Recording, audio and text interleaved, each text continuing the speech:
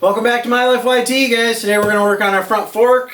We're going to try to get see what kind of angle we can get on our forks, and hopefully have it looking like a mini bike, and hopefully have it close to standing on its own. So stay tuned.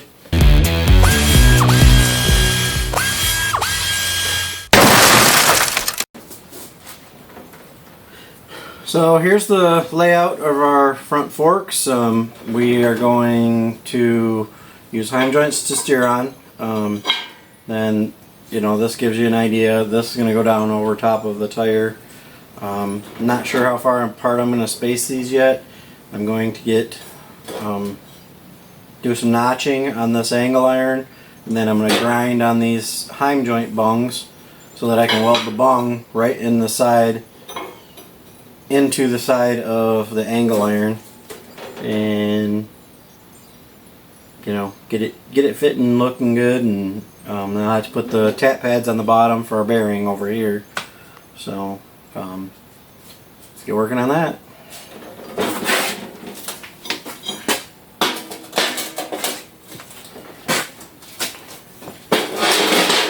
So to put a nice notch on these, I'm just going to set the tube on here. I'm going to put them about halfway in and mark it, and then I'll just use the grinder. If I had a bigger hole saw, I would probably use my tubing notcher, but I don't have one big enough to do it for this. So what I'm going to do is I'm going to make this one, and then I'll just set it on top of the other one to mark the other one out. Okay, so we got our two pieces notched here. They fit around our tubes really nicely. And you know, I just notched one, sat it on top of the other one, copied it, and ground them out with the grinder. So nothing fancy, gets the job done. So what I'm doing on the front end is I took this measurement from inside here to the block here, which is 15 inches, and I transferred it up here from this end to my first cross support, marking it out on here. I'm going to mark it on my other one, then put both my cross supports in, clamp it together, and put some tacks on it.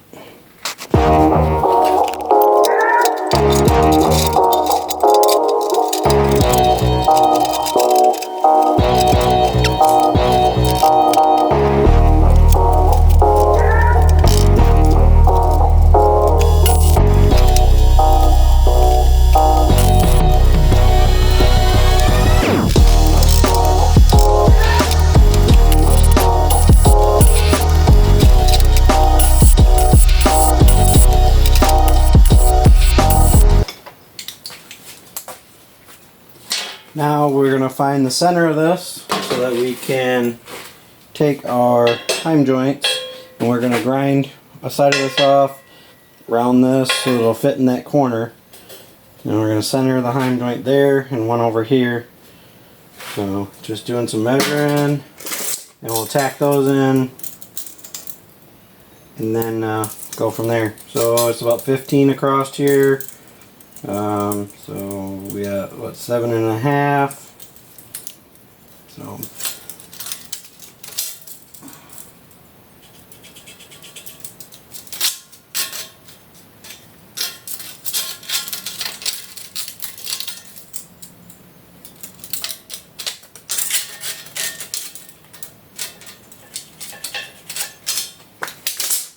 we'll just double check it, measure it from the other side.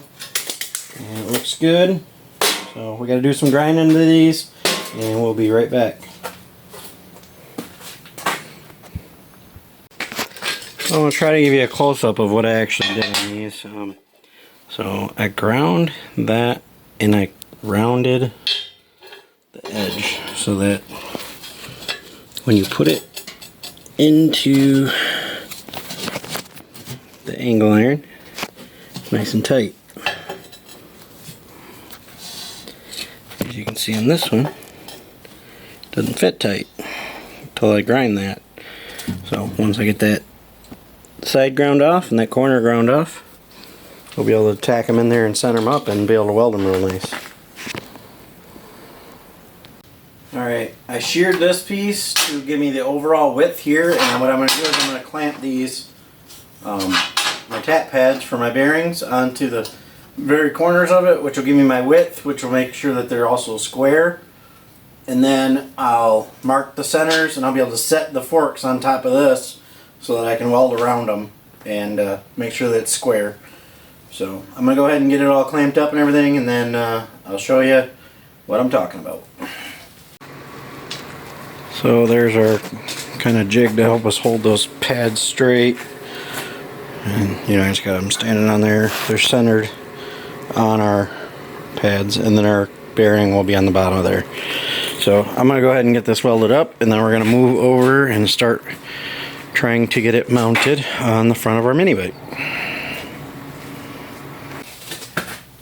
We got our front forks sitting up here. We just have them sitting between the bars back here. They're clamped, temporary, and then it's going to have the two bars coming down. But what I'm trying to figure out is this angle and then our offset. So I don't have any fancy things, so on a speed square it actually has the degrees on here, and so I used a level on top of that, and I set this at level, ran this down, and from what I'm reading, I read a bunch of stuff on this, and the head tube angle, depending on what kind of motorcycle, etc., is between 24 and like 30 degrees, depending on off-road, on-road, sport bike, etc. What I have mine set at right now is about 27 degrees with a 3-inch offset, which puts the front wheel about 3 inches forward of this pivot point. I don't know if that's going to be good or bad, but it should get us in the ballpark. I will be able to do a little adjusting with our heim joints, but it will have to I'll tear it all apart to do that, turn the heim joint out a couple times, and then put it back together. So it won't exactly be easy, but I'll be able to do some adjustment with it. So I'm going to get this tacked in, and then I'll come back and I'll show you measuring these sidebars and see what I can do with those. So we have our head tube tacked in up here, and we have to run a tube from this bottom corner up to the bottom of our head tube there. So we can't go straight up because the tire is so massive and in the way, so we got to put a bend about halfway. Obviously what would be better would be a roller, but I don't have one, so we're going to put a bend in it and go from there. Here's our bars as we got them in. There's about 2 inches of clearance between there. Got all that tacked, partially welded. I am going to I have to move the seat because the bars are a little farther forward than I thought, so I want to move the seat and tuck it real close up into here, and then I got to find some handlebars, and I want to get this shock mount in here. I want to get the tire back on the back and get the shock mount in. So let's get moving on that.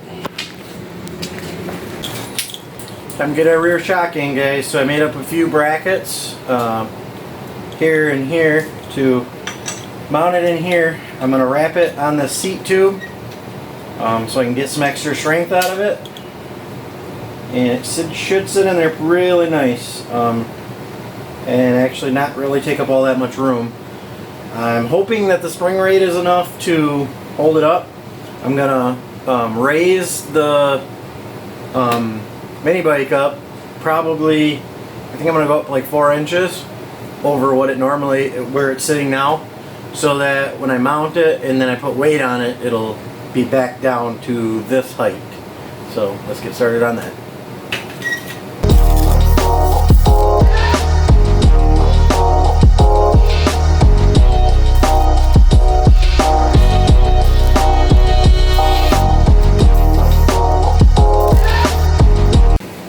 Shock's all mounted up.